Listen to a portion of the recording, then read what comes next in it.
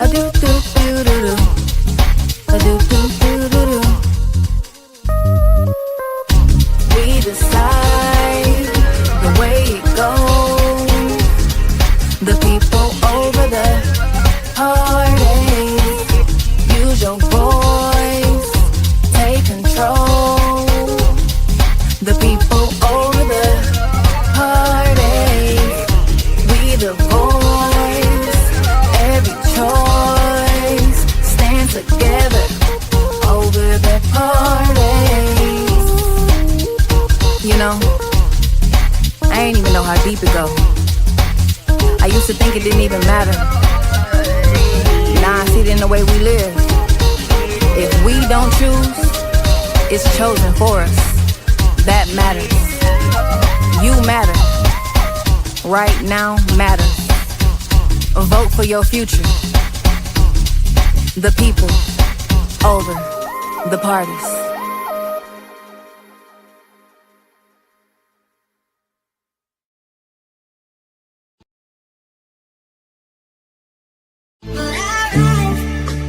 Got one with this one, Melody. King for governor.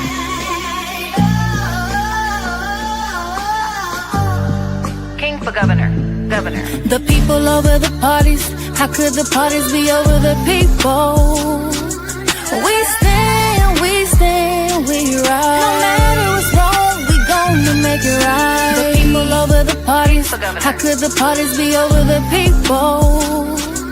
We stand, we ride. No matter what's wrong, we gonna make it right. King for governor. We decide. We decide. And if we don't, nah, we decide. King for governor. The people over the parties. The people over politics. King for governor. The law of the land includes your voice. We decide. We rise. The people over the parties. How could the parties be over the people? We stand, we stand, we stand King for together. governor. The people over the parties. How could the parties be over the people? We stand, we ride. No matter what's wrong, we gonna make it right. The people over the parties. How could the parties be over the people? We stand, we ride. No matter what's wrong, we gonna make it right. King for governor. King for governor. Governor. King for governor. King for governor. Governor. King for governor. King for governor. Governor. King for governor. Blessings, everybody. Blessings, and blessings. This is Dr. David D. King with the People Over the Party show. And I'm your host, and I'm excited about today because I have a guest on today that is going to be a blessing. And to some people, it all depends on where you stand, what you believe in. It might stir up some feathers, which I'm hoping it does, because that is what I'm looking for today. And today on my show, I have a very good friend. We've been knowing each other for a while now. He is the author of one book called The Frederick Douglass Republican. And now we're going to talk about his new book, excuse me, his new book today, Douglass versus Marx, The Battle for America's Soul. And we are excited to have him with us today, ladies and gentlemen. Please welcome my friend, my guest, K. Carl Smith. Blessings, my brother. Hey, greetings from the great state of Alabama. Hey, how's it going in Alabama right now? Other than being hot, it's Alabama. temperature wise, weather wise. But it's fine. The family's well. Glad to see you. We haven't been together in a while, but I'm glad you're doing well and the family's doing well. Oh yes, and we're excited about what you're doing right now, and I really want us to get into this, but for the audience a little bit about you before we go into what we're going to go into. Sure, Let sure. everybody know we're live on Facebook right now. We're live on LinkedIn right now. We're live on YouTube right now. So tell the people, who are you? Well, publicly, I go by the name K. Carl Smith, but that's not my given name. So my given name is Keith Smith. And my daughter, at the age of 15, said, Dad, Keith is not a strong enough name. Let's get rid of the last four letters of your first name, put it with your middle name, Carl, with a C. So publicly, I go by K. Carl as one word, K. Carl Smith. A native of Pine Bluff, Arkansas. And my story is in 1964, after my father received his master's degree in mathematics from the University of Arkansas, we moved from Arkansas to Alabama in 1964. And you know what that time was like, moving to Alabama. You had the racist governor down here, George Wallace, segregation, trying to get out of Jim Crow laws. And so when a lot of black folks were fleeing the South, heading up to places like Milwaukee, my father took us further south. So I grew up in Alabama, in particular Huntsville, Alabama. Kind of fast forward a little bit. I'm a graduate of Historical Black College, Alabama A&M University. And when I graduated from college, I was at ROTC, of course, and went to the military. I served 16 years in active duty. And before my first look for lieutenant colonel, I was a major, decided to take the early retirement program and retired as a major. I don't like using the word retirement because, as many of you know, the word retirement is not in the Bible. But I completed my service obligation several years ago, and I'm a father of 3, grandfather of 8, and I love them dearly. And I'm involved in the legislative process. I'm involved in politics because I want to make sure liberty is passed on to the next generation, and liberty is worth fighting for. So that's what I do. Got to update you a little bit. Dr. King, I've written 4 books now, believe it or not. The first book I wrote is entitled Frederick Douglass Republicans, the Movement to Reignite America's Passion for Liberty. The second book that I authored is called Telling Conservatives the Truth, Leveraging the Life, Empire, and Values of Frederick Douglass to Save America. And I wrote a book 2 years ago, but I finally published it this year. It's titled Unchained Ascent, and it's based on the Frederick Douglass's favorite lecture, Self-Made Men. And where Douglass talked about his action plan for success. So I took Self-Made Men and made it more contemporary as a self-help book for today. And my premise is the success strategies that work for a slave, if you apply yourself, can work for a free person. Douglass was an advisor to 5 presidents. He died 1895 with $300,000 in savings. He died a 1%er. And how did he do that? Well, in that lecture, Self-Made Men, he laid that strategy out. Again, I just took it, make it more contemporary for the day, to empower young people to, I would say, mimic the success strategies of Frederick Douglass to achieve great success in your life. And the last book I just wrote came out earlier this year. It's entitled Douglass versus Marx, The Battle for America's Soul. And we're really excited about that book because unlike the other book, the first 2 books were kind of political. This is totally non-political. It's not about Democrat, not about Republican. It's about truth. It's about really the forces of light versus the forces of darkness. And Dr. King, we can get into that later on if you want to. Okay, yeah. I want to get into it right now. I'm going right in. Let's go. Let's jump in. I got I posted it on Facebook and I put it out everywhere. And the gentleman made a comment, and I want to give you that first comment, and I want you to touch on it. That his comment was, if Frederick Douglass was here today, he would be on the side of Karl Marx?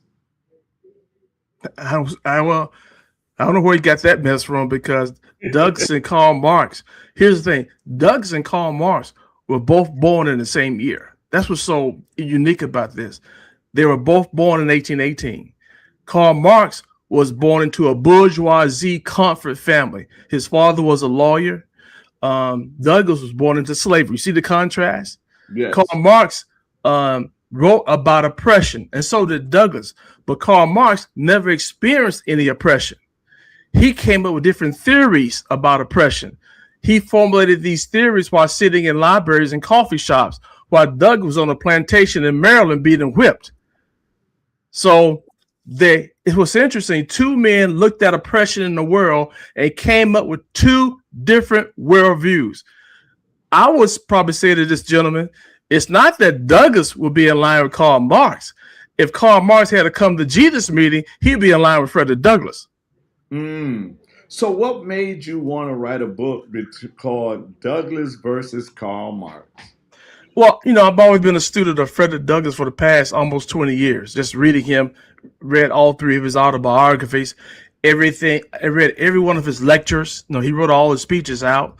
I read every academic paper that's been out there on Frederick Douglass, every biography written on Frederick Douglass. I probably read it more than once for sure. So I've been obsessed with Frederick Douglass for years. So what was intriguing, and kind of alluded to it earlier, when I found out that Frederick Douglass, and most folks don't know this, that Frederick Douglass and Karl Marx were both born in 1818, and they never met. I said, wait a minute. I said, what if Frederick Douglass was alive today? And what if I properly introduced Frederick Douglass and Karl Marx, put them in the same room, and properly introduced them to each other? What would they talk about? What would Douglass tell them? And that's how we came up with these debates. Now, here's one thing about debates. So the debates never happened. But the content of what Douglass and Marx are saying in those debates are based on source documents. It's actually what they wrote, what they believe, what they said. Now, here's the thing. Frederick Douglass, a lot of people don't realize Frederick Douglass, in my view, is probably the most sophisticated thinker when it comes to liberty and the U.S. Constitution. Far beyond what the founding fathers produced, but they don't treat Douglass as a philosopher. Most folks know him as an abolitionist. He was a slave. He had something to do with Abraham Lincoln, but Douglass was a thinker. So Douglass, really, when you get into his writings, Douglass defeats Marxism, or defeated Marxism, before the word Marxism ever existed. Here's my point why I'm saying this. When you take a look at plantation slavery, in Douglass' speech, The Nature of Slavery, he said in that speech, he said, quote, "The first aim of slavery is to separate a man or a woman from God and to get rid of God." Well, guess what? That's the first aim of Marxism. So the techniques of oppression used by the plantation slave master that Douglass wrote about and spoke about are identical to the techniques of oppression used by a slave government called Marxism, communism, socialism. So that's why I say Douglass defeated Marxism before Marxism ever existed, because he wrote about slavery on a plantation, and Marxism nothing but slavery. So I say, no, I think, brother, you got it all wrong. Douglass would never. I mean, for example, what the biggest, I say the biggest question you have to look at to decide if Douglass would ever be aligned with Karl Marx. And the question is this: where do our rights come from? Douglass says specifically, our rights come from not government, not from Congress, not from kings. Douglass said our rights come from God. Karl Marx said our rights come from government. So why would Douglass ever reject his faith and align with Karl Marx? So, brother, I don't know what the hell you're talking about, because what you're saying is not real and it's not truth. Yes. Now, Karl Marx was, based on my readings, Karl Marx was some say he was an atheist. Based on what I've read, my personal belief is he was a Satanist. if Karl Marx ever had a come to Jesus meeting, which he didn't have, he'd be more in line with Frederick Douglass, not the other way around. Now, here's one thing about it. So there's 31 debates in this book. All the claims of Marxism they're debating: free speech, private property, the right to keep and bear arms, religious liberty, the role is capitalism evil. They're debating these things. Immigration, because remember now, Douglass also wrote about these things himself. Right. And so Douglass crushes Marx in every single debate. Not because I rigged it that way, not because we diminish anything Karl Marx had to say. Douglass crushes Marx not just based on political reasons, but on historical background. Because now by now being 2026, we have the benefit of looking back at the 20th century. And in the 20th century, wherever Marxism had been put in place, it has always produced misery, poverty, failure of personal dignity, and mass murders. Has always failed. Now, Douglass and Marx didn't have that benefit of history. But that's why Douglass crushes Marx, because Douglass simply was right. Basically it. So I would say become more of a student of Douglass and Karl Marx. And when you see the contrast, it's obvious. So that statement right there comes from a person who I would say do a little bit more reading and studying and prove me wrong. But come with truth, though. Yes. Don't make it up. And that's something that I think a lot of people don't realize. And let me ask you a question, because I'm seeing things, and I don't know about Alabama, okay? I'm just seeing certain things in Wisconsin. Do you think Marxism has creeped into both parties? Yeah, I think Marxism has creeped into our American culture, period. In both parties, I know one party for sure. Yeah. The party I used to be associated with, the party I was a blind supporter of. I'm a former Democrat. Yes. Okay, we get to that story later. But here's the thing: we gotta be. Douglass said on one occasion, he said, "The price for liberty is eternal vigilance." Although I personally don't see it in the Republican Party, I'm not going to be naive and say that party has not been infiltrated. Where you got somebody in there who want to espouse that philosophy of Marxism and socialism that carrying the Republican label. Okay, and the reason I say that is, we got to go back to who gave us our freedom, right? And, even with, and I said this last night on my show on TikTok, that I was upset with the Republican Party because we was already given the right to bear arms, our Second Amendment. And then they go along and make us pay for a card to exercise our Second Amendment. And I'm like, okay, why do we have to have concealed carry and not constitutional carry? Because it's already a right that was given to us. You have to pay? Yeah. To conceal and carry? Yes, you got to pay. Which is a right. Which is a right, and we're paying to operate that right. Yeah. When COVID hit. Let's dig further. So if you don't pay to have that card, you can't conceal and carry, which is a violation of your constitutional rights. And you can go to jail. Yes. That's right. So this is what Marxists do. They somehow, we vote for them, unfortunately. They get in a position of government and they try to use semantics to infringe upon our God-given rights. That's why we got to become vigilant and start voting differently. Yeah. Stop putting people in office like this and don't have a short memory when it comes to election time. And so that's one thing about reading Douglass that has helped me. It's helped me think more practically. And understand and see when encroachment of your individual God-given rights is coming toward you. This is one of them. Yes. This is one of them. So who are they protecting? Well, I guess the state. This is state government. Yes. So they want more money. So I'm saying stop nickel and diming folks, man. Matter of fact, stop coming up with ways to take people money and come up with ways and cut taxes. Do that for a change. But yeah, that's a big problem right there. I did not know they had that in Milwaukee.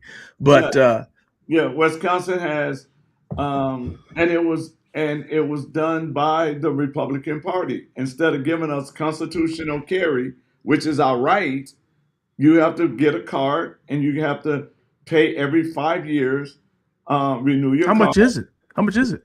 What is it now? I don't know. Mine's is coming up soon, so it probably So- gonna be. That's a big problem. I mean, I'm speaking from someone that I don't speak for Douglas. I just know what Douglas wrote, and Right. I let you know how that applies today. And when some people ask me what would Douglas say, I don't play those hypothetical games. Right, If you want to know what Douglas said, you got to read what Douglas said. right, So that's a concern because it's a God-given right. right. Okay, it's not something government can regulate, but that's what they're doing. They're regulating it. That's a problem. Yes, You all got to fight on your hand. You got to fight though. You just can't take it. You got to fight and get these people out of office. I don't care that Douglas said on one occasion, he said the Republican Party is bad and the Democrat Party is worse. I'll take it a little bit further. The Republican Party is bad. Democrat Party is evil. yes. And you know, and the Republican Party is for example, COVID. Republicans used to always say they're the party of God, but during COVID, they allowed the church to be shut down, but the liquor store to stay open. So the liquor store was central in Wisconsin, but the church wasn't during the crisis. So the place where people can go get hope was not central. And don't forget the abortion clinics were open as essential. Yes, but you know, I live my life off of the three constitutions: the Word of God, the United States, and the Wisconsin. And I look at it and says, okay, now if we would govern ourselves according to those, half of the laws that is written right now would not even exist. And so when you look at the book, Douglas versus Marx. And then that debate comes up, right, about your God-given rights, and that debate comes up about God itself, and now you look at today and you're like, wow, which one philosophy ideal is winning right now? Is that a question? Yes, sir. Okay. It's a battle. Yes. It is a battle taking place, and it's an ideological battle. We see that Marxist indoctrination, I think public school systems and some college campuses are nothing but Marxist indoctrination grounds. So there's a lot of where Marxism is gaining a lot of ground. And that's because in many cases, churches, Christians are not involved in the legislative process. They sit back and watching. And a lot of people don't know how to fight. So the book was written to equip people. Well, first of all, the book is not a history book. It is a tactical manual. A history book tells you what happened in the past. A tactical manual tells you what you have to do to achieve victory. So this is not a history book. It is a tactical manual because Douglas, in his own words, is debating Marx in his own words about the things we're dealing with today. And because the point we talked about earlier in terms of religion, Karl Marx called for the total elimination of religion. Mm-hmm. He called Karl Marx the opium of the masses. What did that say? I didn't read that. What did that say? Oh, let me put it back. There you go.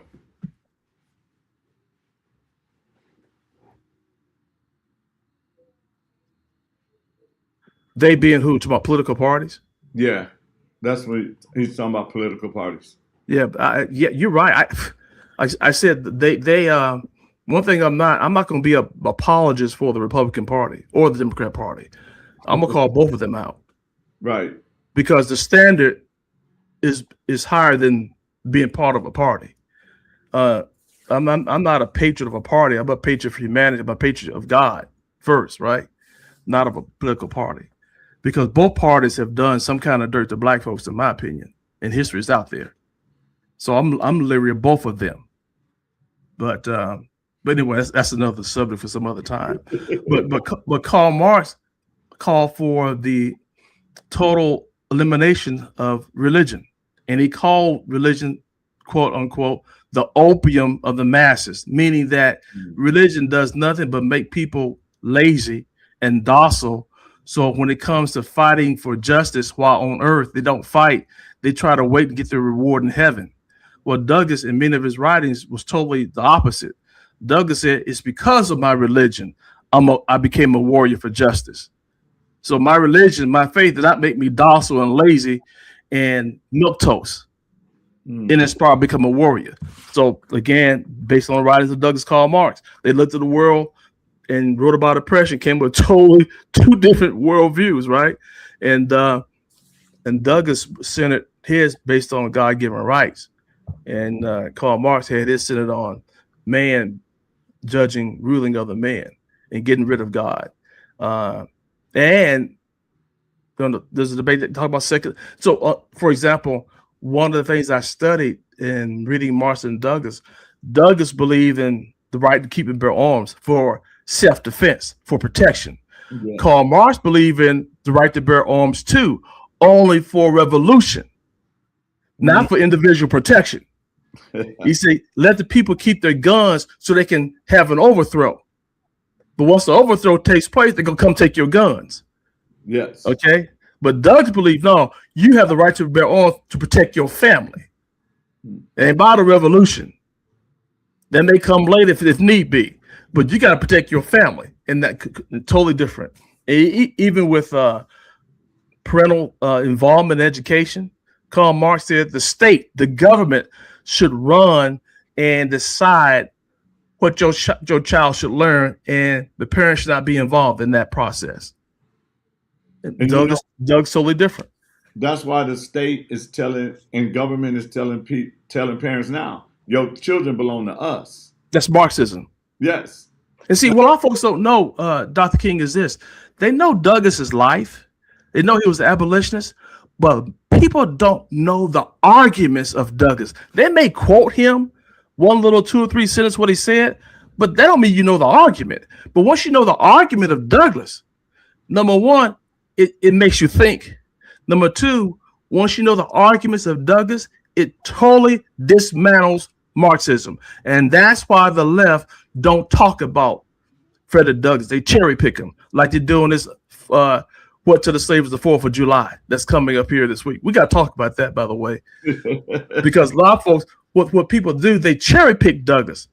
Let me get into that. So, What to the Slave was the 4th of July. The first thing that pops out when you read that speech, Douglas gave that speech on July 5th, not July 4th.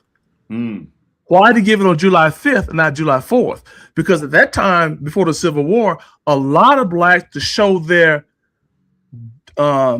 dissatisfaction with the government in our country, it was a way of protesting. No, we're not going to celebrate it on the 4th. We're going to celebrate it on the 5th, because at that time you had 4 million blacks in slavery in the South.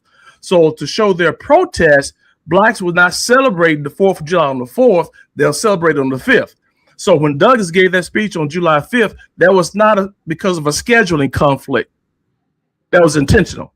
And in that speech, what a lot of folks don't know, and this is what the left does, and Douglas did something called a double reversal. He started off in that speech, he praised the founding fathers. And the people in the audience felt comfortable. They felt excited. Douglas here celebrated the 4th. He's praising the founding fathers. Then he pivoted. Then he criticized them. He talked about your flag is a sham. Your anthem is a sham. Here you celebrating the 4th. Then he said, what is your 4th of July? Not our 4th of July. Because they're celebrating the independence, right? But you got 4 million people, 4 million blacks in slavery. So that was the first reversal. He praised them, he pivoted, he criticized them. Then he pivoted again. Then at the end, he said, look, this is the greatest country in the history of the world. Then he called the Constitution a glorious liberty document. He praised, he criticized, he gave hope. And what a lot of people do, they get the first part, they stop after he criticized. They'll never get to the second reversal or the second pivot when he talks about hope. A lot of people left, they stop right there. You got to read it for yourself. And I would tell your audience, and I tell my 14-year-old son all the time, don't believe anything I'm telling you. He said, Dad, you going to lie to me? No, I'm not going to lie to you, but you make sure you question everything that comes between your ear, through your ears, okay? You question it. You research it. You check it out. I don't care who. I don't care if it's a teacher, a preacher, Kate, your daddy. You make sure that you agree with it based on your research of it, not because somebody said it. And that's what Douglas did, because when Douglas escaped slavery, as you well know, he agreed with William Lloyd Garrison that the Constitution was the pro-slavery document. Right. But Douglas went back and read the Constitution. He said, wait a minute. This is not a pro-slavery document. The word slavery ain't even in the Constitution. Right. And that's where I got that from. We got to become more critical and be willing to put some time in and research, because if you don't know the truth, you can never recognize a lie. So that's what the left is counting on. So let me ask you this question, because this really grabbed me on the title of your book, The Battle for America's Soul. Talk about that for a minute, because that grabbed me right there when I read that, The Battle for American Soul. It really is multifaceted, because if there's a battle taking place and it is Marxism versus Douglasism, it's good versus evil. Okay, when you look at it, when you look at Marxism, it's nothing but evil. How they put it in place, all those regimes. So here's America, and these two worldviews now, not so much Douglas, but Marxism is in our public schools. Marxism is in our colleges. And when I did my research, CRT and DEI are derivatives from Marxism. Marxism talk about two classes, bourgeoisie and proletariat. CRT talk about the oppressor and the oppressor. And I always got this internal conflict taking place. And when the battle takes place, in order to enslave us, they got to get rid of God. And when you get rid of God, they're coming after your soul, is my point. So America must decide, are we going to be a country that's going to live and operate based on our rights coming from God? Or are we going to follow the path of Karl Marx, our rights come from government? It's just a choice we got to make. And we got to make sure the next generation understands what liberty is all about, because they're not being taught, Dr. King, the things we're taught in school. They're not getting it. Right. So as a parent or grandparent, you got to make sure your child gets it. That's why the book was written. The book is written for students. I got to give you this story. One of the debates in the book, they're debating the Constitution, and also they're debating the 3/5 clause. The 3/5 clause in the Constitution. I was taught as a graduate of Alabama A&M University that the 3/5 clause in the Constitution meant that blacks are 3/5 of a human being. Mm-hmm. That's what I was taught. And it's still being taught today, by the way. There's a young man named KJ. I was speaking to him maybe about 6 months ago, and I gave him a copy of my book, Douglas versus Marx. So he had been reading it. Well, lo and behold, in his history class, Dr. King, the teacher got up and said the Constitution is a racist document, and he referred to the 3/5 clause, saying that blacks were 3/5 of a human being. KJ had been reading the book, so he respectfully and politely pushed back against the teacher's statement. Then he brought because Douglas wrote about that, and KJ brought up what Douglas said. Make a long story short, KJ won the argument and won the class, because the students in the class want to know where KJ got his information from. Well, just think, had KJ not had this book, he'll have to sit in that class like I did, listen to the teacher, accept it as truth, because many people, like I did not go out and double check what the teacher said. But by having that book in his hand and the quotes from Frederick Douglass on the 3/5 clause, he was able to shut that down and provide truth into the conversation. But here's the thing. Once you bring Douglass into the conversation, what he said, once you bring Douglass in the room, he shuts the room down. So in every debate, it goes like this. He'll be saying, Karl Marx, let's say they're talking about immigration. Frederick Douglass say, well, that's why I called back in 1868. I gave a speech entitled this, and blah, blah, blah. And this is what I said. So every chapter has that source stuff in it. And Karl Marx says this stuff too. But that what I'm finding out, a lot of people are buying the book. So for students, it's for pastors. As you well know, some pastors today, they weren't taught in seminary school how to push back against Marxist theology. Right. Okay. And they definitely weren't taught how to leverage the liberty message of Frederick Douglass to push back. The book gives them that. Also, the book is for students, pastors, parents, and grandparents. A lot of parents, a lot of grandparents spend a lot of time and money to get their child ready for the world, to go to college, get in the dorm room, putting things in the dorm room, all that stuff. But one thing they don't get them ready for, they need to do a better job of it. You got to get your child ready for the battle of ideas that's going to take place when they go to that college campus. You got to get them prepared before they walk into that classroom and get a radical liberal professor who's going to spout false narratives. Yes. So my contention is, the question is when it's going to happen. The question is, are they going to be prepared when it does happen? KJ was prepared, and that's what we're doing. And so, and where can they get your book? Of course, it's on Amazon, but I say don't go to Amazon to get the book. Jeff Bezos don't need any more money. Come to my website. The web address is kcarl, KCARL .company .site. So kcarl, KCARL .company .site, and you'll see a book like this.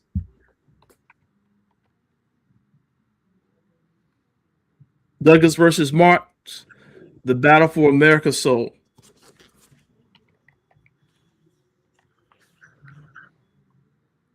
You got me rolling now, Dr. King. Hold on 1 second. I'm trying to. You say kcarl company .site SITE. SITE. Yeah. Okay. So I'm putting it out on the screen so people can go there. I think this is good because a lot of people need to know. A lot of people don't know. I knew of Frederick Douglass. I knew what Frederick Douglass stood for at the time. I didn't know the deep part of Frederick Douglass. I started ordering the writings. Oh, and I also have one in my office as well, sir. That's the first book, yeah. Yes. So, but when you go in and you do the research and you search and you study and you understand and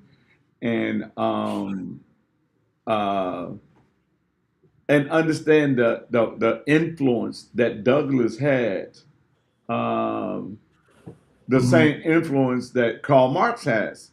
And so, I think if we do not come up to speed, if we do not put God back where he belongs and understand that we got to begin to really fight and exercise our God-given rights, that if we do not do that, then the soul of America will be gone. That very good point. So I mentioned earlier there are 31 debates in this book, but I came up with debate number 0. It's not part of the 31. Debate number 0 is this. I'm saying this debate right here is foundational. If you want to know why Karl Marx and Frederick Douglass disagree about free speech, parental school choice, the right to keep their arms, the role of government, it's because of this debate. And that debate is, where do our rights come from? Matter of fact, what is the exact title of that debate? bear with my tongue turns right quick. The debate number 0 is the first move of every oppressor. The first move of every oppressor, I don't care if it's a plantation slave master or the slave government, is to get rid of God. Yes. And when you get rid of God, Douglas says you become a brute. And then when you become a brute, then you have no sense of religious responsibility. And that's when you can be used, exploited, and manipulated by those in power. Yes. So that piece right there, where our rights come from, is crucial. This is not the founding fathers saying this. This is Douglas saying it. And one thing, what really captivated me about Douglas, to me, it is impossible to win an argument with a runaway slave about his admiration for the founding fathers, his respect for the U.S. Constitution, and the other things he has to say. Because he did something the founding fathers didn't do. He was a slave. So that carries some weight. He did something that Karl Marx didn't do. Karl Marx was never oppressed. Matter of fact, Karl Marx relied on his business partner, Engels, to take care of him financially. So there's one debate, it's toward the end, we put together. And what happened, my brother and I, we role played all these things here. And because I know Douglas pretty good, I think. And so he had to get into Karl Marx writing, so did I. So we went back and forth and doing these role plays to come up with these debates. So there's one debate where Douglas confronts Karl Marx regarding his lack of work ethic, getting off his butt and go get a job to take care of your family financially. He didn't do that because he lived in poverty. And so at the end of every debate, Douglas has a drop mic. Is that brother's just that powerful? And Douglas said to Karl Marx in that debate, he said, any man that does not fulfill his obligation to provide for his family has no need trying to lead a nation. That's Douglas. Yeah. That is so good. And the thing about it is, when you look at it, we got to go back to who gave us our rights, and that's right. And I think a lot of people forget that it's God who give us our rights. I think I don't think they forgot. They never knew it. Because when I go around the country and I talk to all these high schools, one question I always ask when I go and speak to these high schools, I don't care if they're predominantly black, predominantly white, mixed. I ask them, where do your rights come from? I would say about 85 to 90% of the students get it wrong. They'll say the rights come from Congress. Oh, wow. They don't even say God. So when you ask me a question about Marxism gaining some ground, yet that's an evidence where it's gaining ground. Because we should be teaching them your rights come from God, not from government. I want to read the not the whole debate, but I want to read the first two turns of that debate. Debate number 0, the first move of every oppressor. I'm not going to read the term. I'm just going to read the first paragraph here. Every debate in this book is important, but this one is different. This debate does not cover one topic among many. It covers the topic that makes every other topic make sense. Where do our rights come from? And once you understand that truth, you realize that liberty requires eternal vigilance. And that's a God-given right. And sometimes you gotta rebuke the devil. You gotta get in and fight. And that's what this is all about. All right, here I'm gonna give you the first two turns, Pastor King. This is Mark starting off the debate. Mark says this: Mr. Douglas, let me be honest with you. Religion is a drug. It keeps poor and the suffering people calm and obedient. It tells them to accept their pain now and wait for reward in heaven later. The church has backed up almost every cruel government in history. As long as people keep believing in God, they will never be truly free. We have to replace God with a fair system that takes care of everyone equally. That is the only real path to freedom. Here's Douglas' response that we wrote. Carl, I need you to stop and think about what you just said, because I have heard that argument before. It did not come from a professor or a philosopher. It came from the men who owned me. The slaveholders did not ignore God. They used God as a weapon. They stood in churches. They told us that God wanted us in chains, that obeying our master was holy and fighting back was a sin, that the master spoke for God. They used your exact idea, Carl, that religion must serve the system in power. And they built the cruelest institution in American history on top of it. So when you tell me that God needs to go so people can be free, I recognize that move. I seen where it goes, and it goes not for freedom. That's Douglas. Douglas, I mean, so if a question you want to ask me, what would I say to Karl Marx? If I could see him today, I would say, how do you like getting spanked by Frederick Douglass? Okay. And the thing is that when you sit back and you just stop and think for a minute and understand that my rights came from God one, that makes me more free to understand that what the government is doing to us is coming for my rights. Like in Wisconsin, our governor signed where property taxes will go up for the next 400 years, every year for the next 400 years. Property taxes. Let me ask you that. I'm a raw person. I'm a Christian, but I'm a thug Christian, okay? I'm like Peter. I cut your ear off and ask God to kind of walk on water, right? Yeah. How in the world, I don't want to use that word, but how in the world you going to come up with a policy 400 years in the future? We might not even be here, number one. Right. But y'all keep, is it this, and is this political? Is this Democrat, Republican? Well, Y'all got knuckleheads on both sides over there. Well, the Democrat governor signed it, but the thing, my problem. Who sponsored it? My what they did was they sent it to him, and they left it open where he could put the limitation of how long. So you say that again. So it would go up every year for the next 400 years. Okay. In the past? Like I said, once they sent it over to him, he was how should I say this? Because I want to make sure I say it right. When it got sent to him, he was free to put how long, and he signed it. I got you. I don't know how people are gonna vote, but if you're tired of this kind of nonsense, it just don't pass the stupid test in my book. I mean, you ought to try something different. You ought to give David King a chance.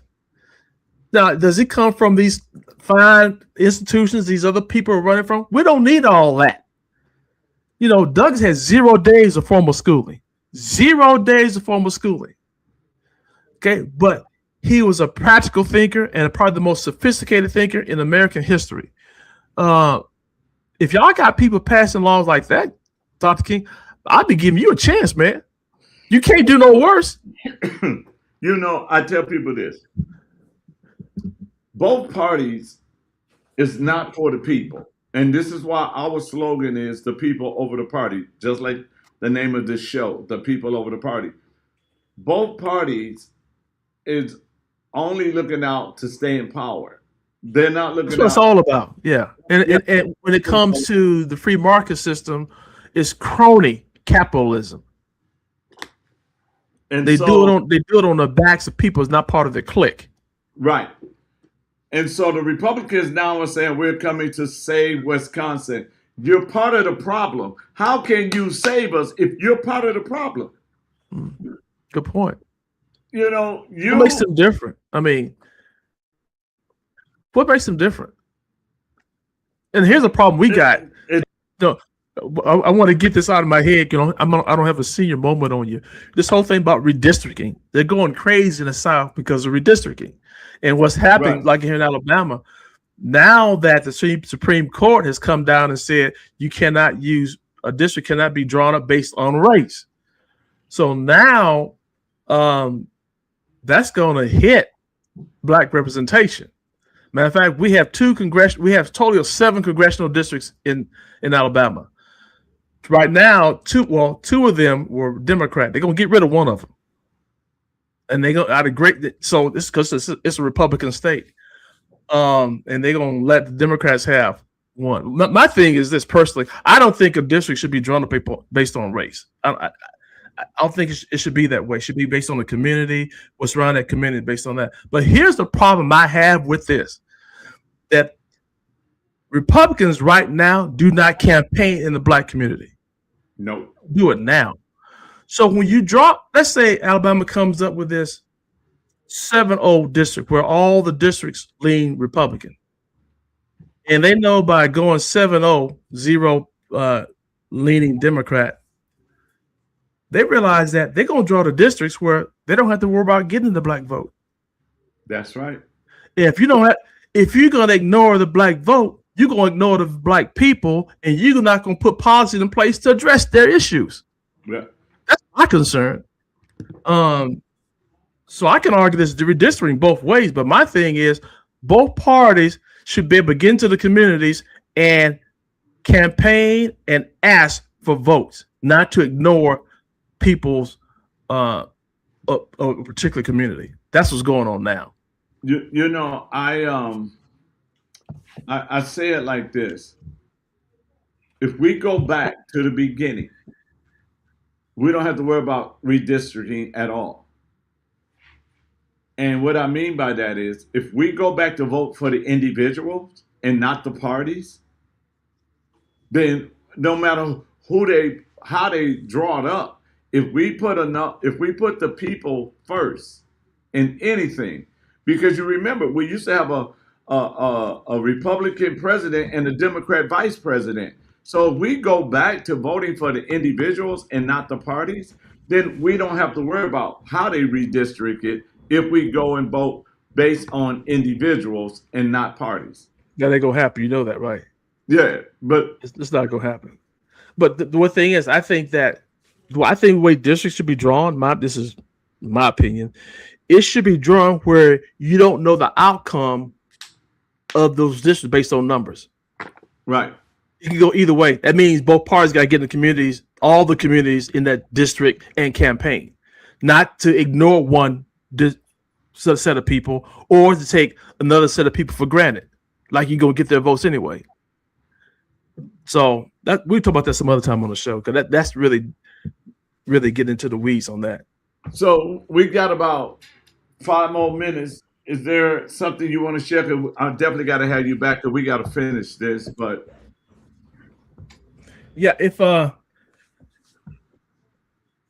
so many things hit my head right here. All I can say is this: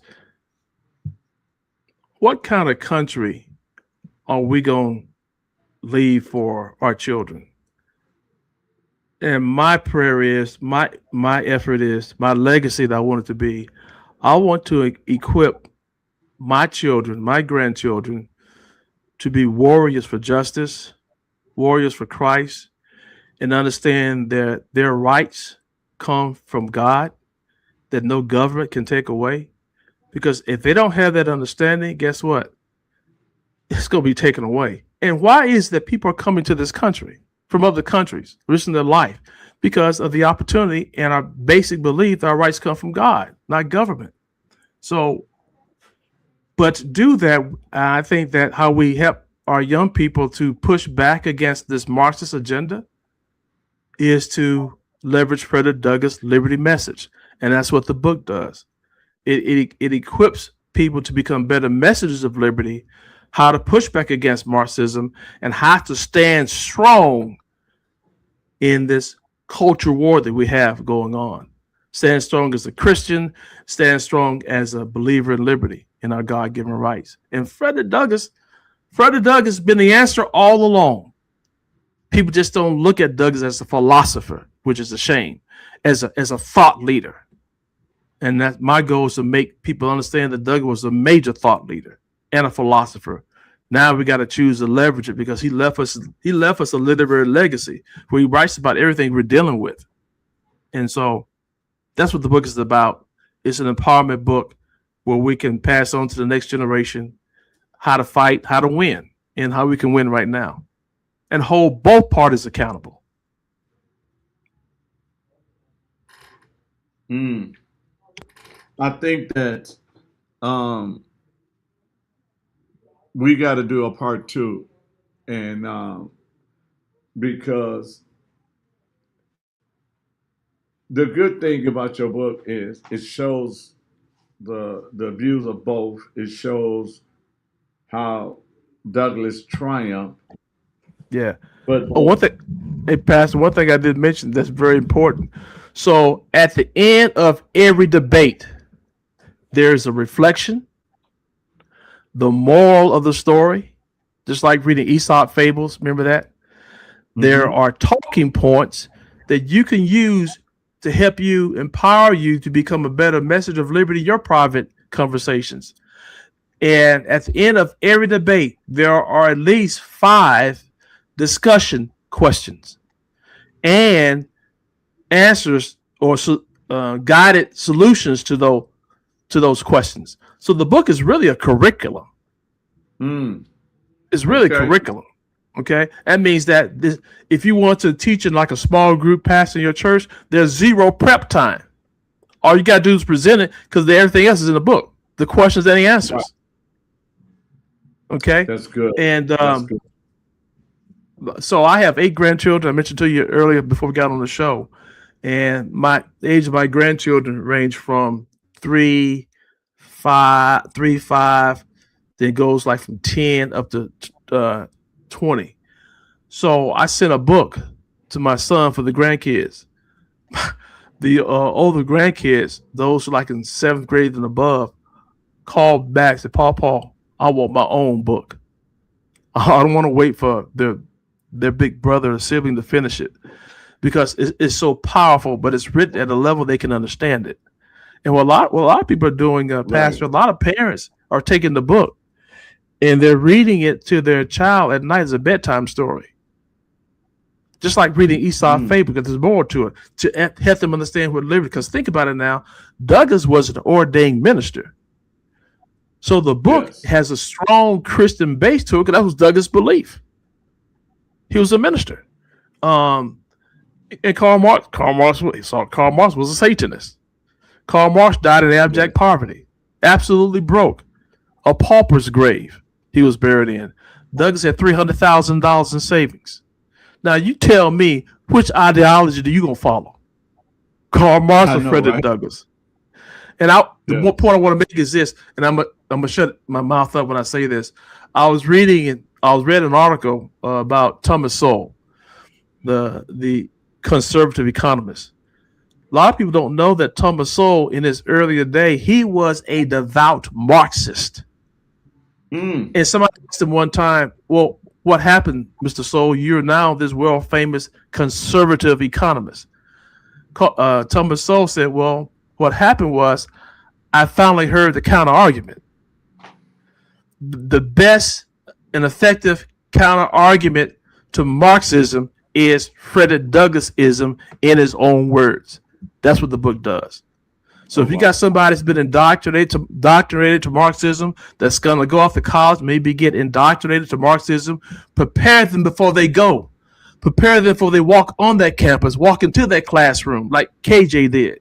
Yes. And that's how you save this nation. That's how you push back and win based on truth now. Based on truth and based on our God-given rights coming from God. That's the basis of what we're talking about here. Amen. So we're going to have to do a part 2. I really appreciate you. And one of the things I love about the book is there's so many of our young people who don't know who Frederick Douglass really is. And so getting this book will help them hopefully get hungry to know who he really is, and want to read his writings and want to know about his life, and uh, and I think they will see how powerful this man was, coming from being a slave, to being a mighty man of God.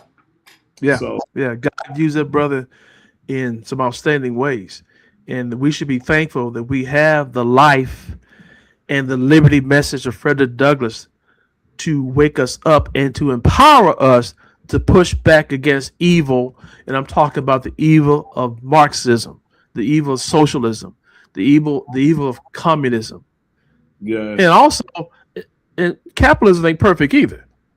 that's There's some right. personal problems with capitalism. Yes. But how do you recognize it? How do you articulate that? Mm. Douglas did that.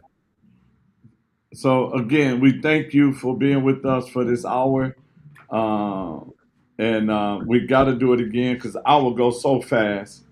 Um, but yeah, I'm excited, and again, thank you. We're gonna have you back and on the People Over the Party show, because you can help free a lot of people in their mind, and we need to That's where it starts. be able to set the person free in their Yeah, brain. that's And that's where it starts. yes, and so I'm excited. We thank you for today. Anybody, again, I put on the screen how to get a copy of the book. Get a copy of the book, and let's go from there. Because once you go to his website, you'll find out information. If you want to bring him to Wisconsin, you want to bring him to wherever you might be in this country to talk about that book, you're more than welcome to do so. And I'm excited again because there's so much going on, and we're trying to get out as much information, much knowledge as possible. So again, thank you. And we need to talk. We need to talk. I'll be in Chicago the end of next month. We'll talk. Okay, Okay. well, we got to talk. So, and we can probably, while you're in Chicago, have you come 90 minutes over here and do something in Wisconsin. Okay, let's talk. I'll be up there like for 4 days, I believe. Okay. So again, thank you, sir, and we will talk to everyone soon. God bless everybody.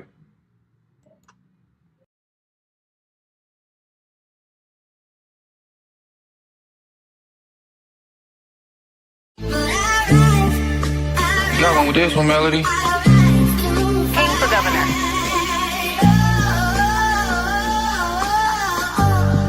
King for governor. Governor. The people over the parties. How could the parties be over the people? We stand, we ride. No matter what's wrong, we gonna make it right. The people over the parties. How could the parties be over the people? We stand, we ride. No matter what's wrong, we gonna make it right. King for governor. We decide. We decide. And if we don't, nah, we decide. King for governor. The people over the parties. The people over politics. King for governor. The law of the land includes your voice. We decide. We rise. The people over the parties. How could the parties be over the people? We stand, we stand, we stand King for together. The people over the parties. How could the parties be over the people? We stand, we ride. No matter what's wrong, we gonna make it right. The people over the parties. How could the parties be over the people? We stand, we ride. No matter what's wrong, we gonna make it right. King for governor. King for governor. Governor. King for governor. King for governor. Governor. King for governor.